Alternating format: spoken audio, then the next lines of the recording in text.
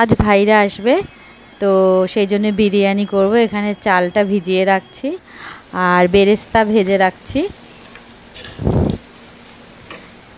আলুটাও সেদ্ধ করে রেখে দিচ্ছি, সেদ্ধ করে নুন হলুদ দিয়ে সেদ্ধ করে রেখে তারপরে ওটা ভেজে নেব।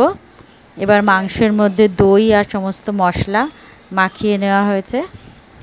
পিঠে এত ঘেমেছো দেখি, বিরিয়ানি রান্না করতে গেলে ঘেমে জল। মাংস মাখা হয়ে গেছে, এবার মাংসটা কষাতে দেওয়া হলো।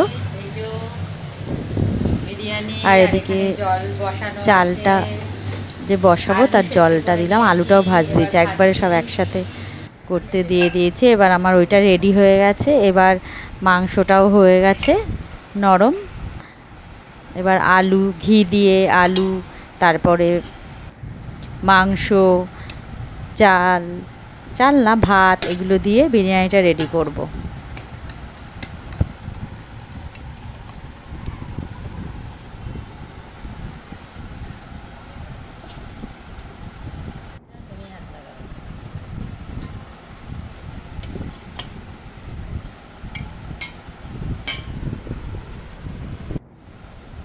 এবার মাটনগুলো সব দিয়ে দেওয়া হয়েছে, আলুগুলো সব দিয়ে দেওয়া হলো।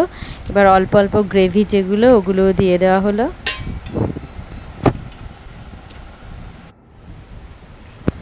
এরপরে চালটাও দিয়ে দিলাম, মানে ভাতটা দিয়ে দিলাম। ভাতটা করে নিয়েছি, 80% করে নিয়েছি ভাতটা। এবার বাদবাকিটা দমে হবে ভাত চাল দিয়ে। এবার বেরেস্তাটা দিয়ে দিলাম।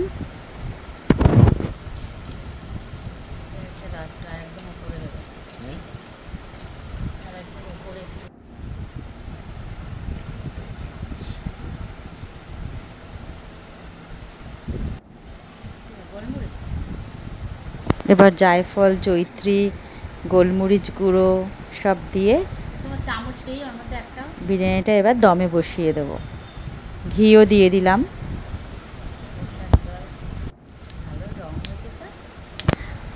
আর দুধের মধ্যে কেশর ভিজিয়ে রেখেছিলাম, ওটাও দিয়ে দিলাম এর মধ্যে। কি সুন্দর কালারটা এসছে, পুরো হলুদ। এটা কিন্তু শুধু দুধ আর কেশর, কোনো রং ব্যবহার করা হয়নি, তাতেই কি সুন্দর রং এসছে। এই কেশরটা কাশ্মীর থেকে নিয়ে এসেছিলাম, খুব ভালো।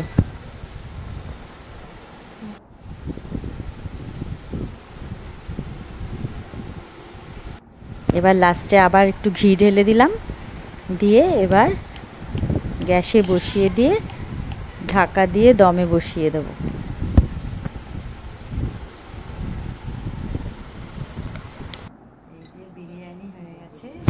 বিরিয়ানি আমার রেডি হয়ে গেছে, ভাইরাও চলে এসছে, ওদের খেতে দিয়ে দেবো। এবার খাওয়া দাওয়া করে আসলেই মুশকিল।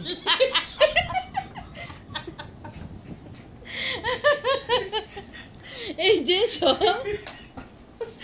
আইসক্রিম খাওয়া হবে আমাদের। এবার আইসক্রিম কাটা হচ্ছে, আইসক্রিম খাবো সবাই মিলে।